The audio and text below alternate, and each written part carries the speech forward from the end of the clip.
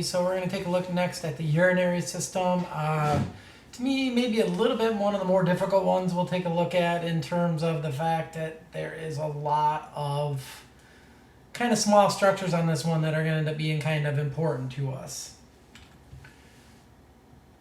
And what we're going to see is the kidneys, at least when it comes to what's going on in the urinary system, the kidneys are doing the lion's share of the work.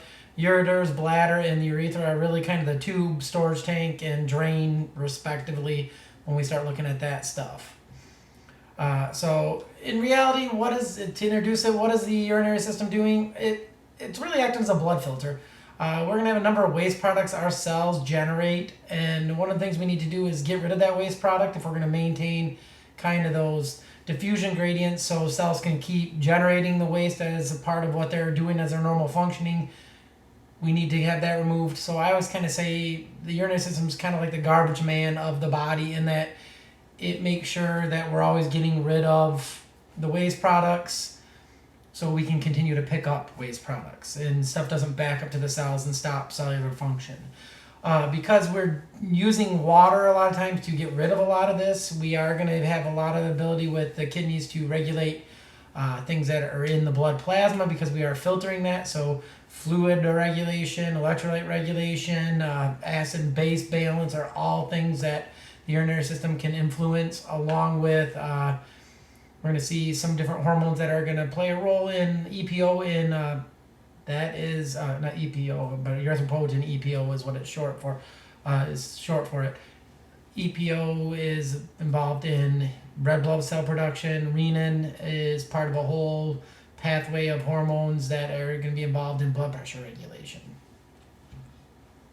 So you can see the kidneys are these two retroperitoneal organs, kind of about level with your last rib is where you're going to see the top of them.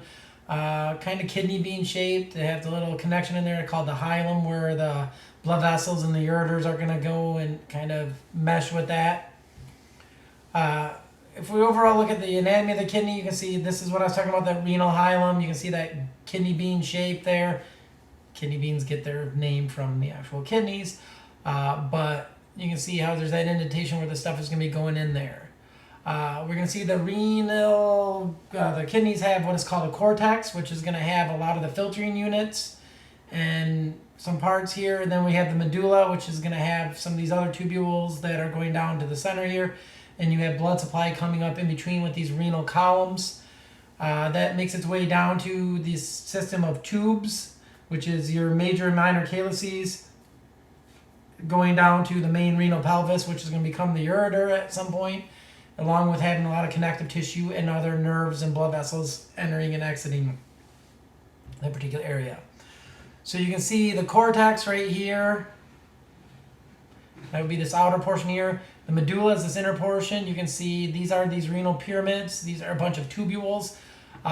You can see sooner or later they get to this funnel-like structure here, which is going to go in. These are the minor calyces going to major calyces, which goes to the renal pelvis, which becomes the ureter once it leaves the body.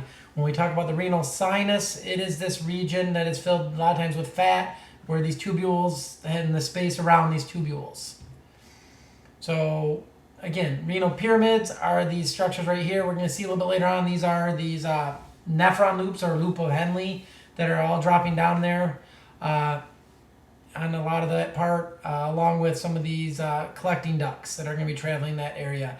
The cortex has a lot of these filtering units. It's going to have those glomeruli that we looked at way back at the beginning of the semester that had the simple squamous epithelium. The columns, again, are these spaces in between. One of the things, because the kidney is a blood filter, we need a lot of blood supply to it, and a lot of that blood supply is traveling up to where the filtering units are, up those renal columns. So, like I was saying, those blood flow here, you have one main artery going in, one main vein leaving, but you can see there's a lot of branches to it. To me, I want you to know the blood supply in and out of the kidney, so the renal artery and renal vein. On top of that, you have going into the filtering unit. Most important thing for you to know here is afferent arterial going into the glomerulus, which is where filtration is going to take place, into an efferent arterial, which is going to take the blood out of that glomerulus. It then becomes these peritubular capillaries and vasa recta in certain cases, which is going to take stuff that we reabsorb from this kidney tubules and get them back into those veins and move that back to the blood. The one thing we're taking out of the blood through all this is going to be, at least in terms of waste products, we're taking the waste products out of that plasma. So we're going to keep a lot of the nutrients and get rid of the waste products that we do not need in the body. So again, the blood flow going into this filtration unit is going to be the afferent arteriole taking blood into those glomerulus, which we'll look at all this in just a second. Blood then going out of the efferent arteriole, and for the vast majority of nephrons, it's going to go to what are called peritubular capillaries, which surround a lot of the parts of the tubules that we'll look at. The vasa recta on these juxtamedullary nephrons, these are ones that are much deeper down in the medulla. We're going to see these loop down and around that loop of Henle on those ones. So depending on the type of nephron we're talking about, you're going to see slightly different in terms of peritubular capillaries or vasa recta. So this is actually showing you those two different types of nephrons I was just talking about and the blood supply into them. So you can see these structures right here, that's the glomerulus going into the beginning of these tubule systems here, which are the nephrons. You can see this cortical nephron. You can see almost all of it is in the cortex, where these juxtamedullary, if you think about juxta, it means next to, medulla, nephron. These are much closer to the medulla, and their loop of Henle goes much further in. And it's these ones that are going to have a vasa recta surrounding that loop of Henle, where you can see we do not have that on those cortical nephrons. Again, when you get into the physiology of this, it becomes very, very interesting, and what those juxtamedullary nephrons can do is really kind of interesting with something called a countercurrent multiplier along with that vasa recta. We are not going to get into that physiology. This is histo, so we won't go there, but if and when you take A and P2, you will get to see a lot of that. So the renal corpuscles are really where we're doing the lion's share of looking at the histology here, and not the corpuscle, but the nephron. So the renal corpuscle is the start of that nephron. It is that glomerulus, that group of capillaries inside of a kind of a container like this called the Bowman's capsule. And there's that space in between them where a filtrate is going to get made, and then that filtrate is going to travel into that tubule system, and we're going to modify that filtrate in order to form urine. So this is kind of a cartoon version of it right here. You can see the incoming blood vessel there, the exiting with the efferent. You can see this tuft of capillaries with a number of membranes surrounding it. The one thing you see is you have this Bowman's capsule, simple squamous epithelium surrounding it. You got this space right here. The filtrate's going to get pushed out in this space and then make its way through this tubule system. So you can actually see it now in a slide here. You can see the glomerulus is this centralized structure right here. You have that space right here, and then the Bowman's capsule would be this part right there.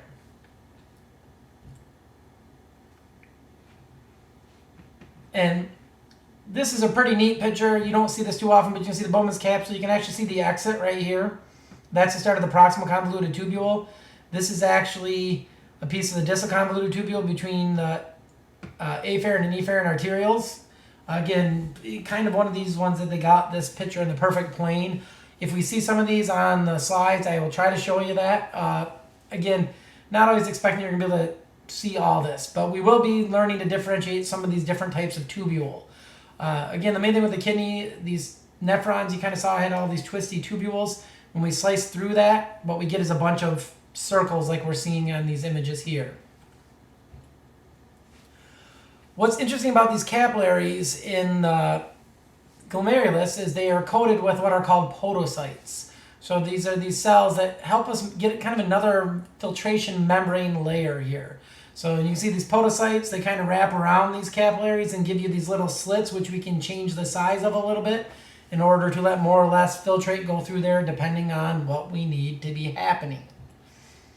And again, all these things kind of look like fingers like going like this, and that's what that filtrate, the blood plasma that we're going to push out in this glomerulus is going to have to travel through. And this allows it to be somewhat selective, doesn't let large cells out, doesn't let large proteins out. It's only going to be small amino acids and things dissolved completely in the water that are going to travel through this, and a lot of charged substances that are going to have a little bit of trouble getting through this even. So you can see it in a more cartoony version here. You can see those capillaries are those fenstrated capillaries with kind of that discontinuous membrane around them. Then you can see that you have these podocytes wrapping around there to make those little slits that filtration process is going to have to go through. Main centralized body, like it says there, give all these little feet-like things there that interdigitate, like I was saying, and really make this little slit that we're going to have all this filtration happening through that. In addition to those, we have some contractile cells called mesangial cells. These are phagocytes and can eat certain things up there and can also help trigger immune responses if stuff gets in there. So the next thing to kind of look at here is some of the other parts of the nephron is going to be the next thing we go after here. So the nephron, we already kind of showed a couple of them, that juxtamedullary versus the cortical nephron. But the nephron is that renal corpuscle, which we were just looking at with the glomerulus. And it's then going to be these number of tubules, one of which is called the proximal convoluted tubule, because proximal closer to the glomerulus. And then we have the distal convoluted tubule. Convoluted just means kind of twisting and turning. And then we also have what is called the loop of Henle, or the nephron loop. And you can see that right here. We looked at these a little bit already. You can see there's that renal corpuscle, or Bowman's capsule. You have this proximal convoluted tubule right here. Goes to this nephron loop, or loop of Henle, to the distal convoluted tubule. And then we're going to see that it's going to sooner or later have a bunch of these emptying into what are called collecting ducts. And those are all going to meet together, become part of that renal papilla, which is going to empty what becomes urine into those major and minor calyces.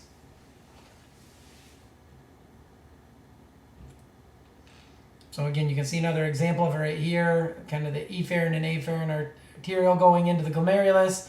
Then you have the proximal and distal convoluted tubules. For some reason showing it cut right here, but that is the proximal. This would be the distal, loop of Henle. All that is going to dump into a collecting duct, and we're going to have multiple nephrons going into each collecting duct, as you can see there with all those other branches. Again, that filtration barrier, what's happened at the glomerulus is a combination of the blood vessel and its wall, and then those filtration slits made by those podocytes that are surrounding it. And you can actually see, if you get to this electron micrograph, we can't see it with what we're going to be looking at, but with electron micrograph you can see that you actually get these little slits in between here that stuff is going to have to travel through, and you can see how that can act as a filter. And the main thing is here is because of all these slits and because of these basement membrane and everything else like that, anything that's particularly large cannot easily cross. And then it also has a charge to it, so certain charged particles are also going to have a very difficult time crossing this filtration membrane. Because of that, we're going to see that certain things are going to end up in this filtrate, other things will not. Again, the basic thinking here is we want the waste products to be lost into the urine.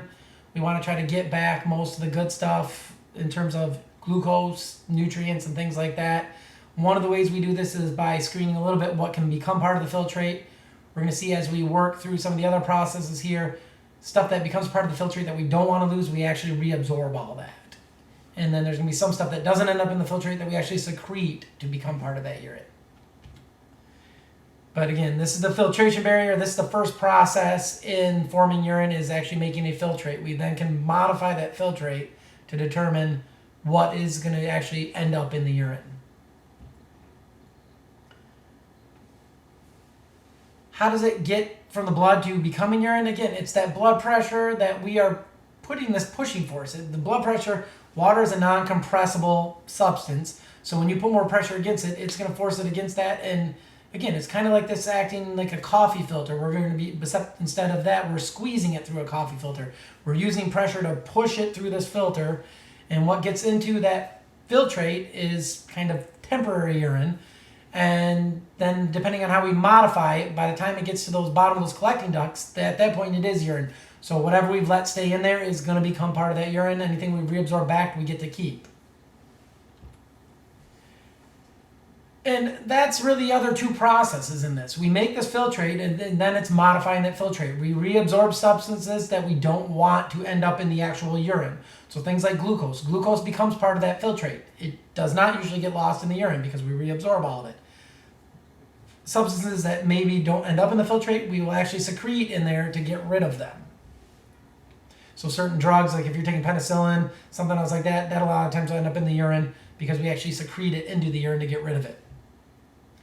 So what we'll do is we'll maybe look at the glomerulus here in a second. On this one here, either that or I'll save it and do it with the next one.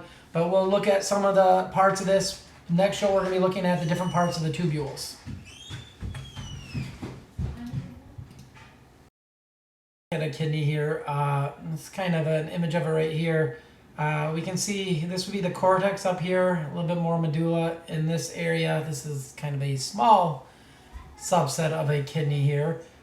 So what I'm going to do is I'm going to zoom in on this cortex, and we're at least going to take a look at the renal corpuscles.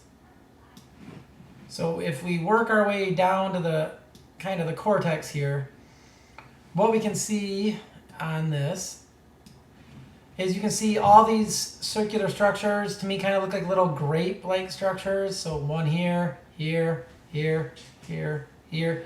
Those are all those renal corpuscles that are the glomerulus. So if we zoom in on one of these, see if we can find a particularly good one.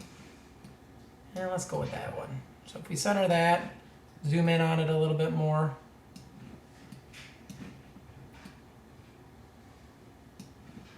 What you can see is this is that renal corpuscle right here. It is lined with simple squamous epithelium. This would be the glomerulus. That is that capillary bed. Again, we're not going to try to look at all the different layers of that filtration membrane that we talked about, but that would be the glomerulus. And then we have that capsule space, or the bone, that space where the filtrate is going to get taken into. What you see surrounding this are a lot of these different types of tubules that we'll be taking a look at as we kind of go to the subsequent show. But this first one here, just being able to identify what a kind of a renal corpuscle looks like and the different parts of that.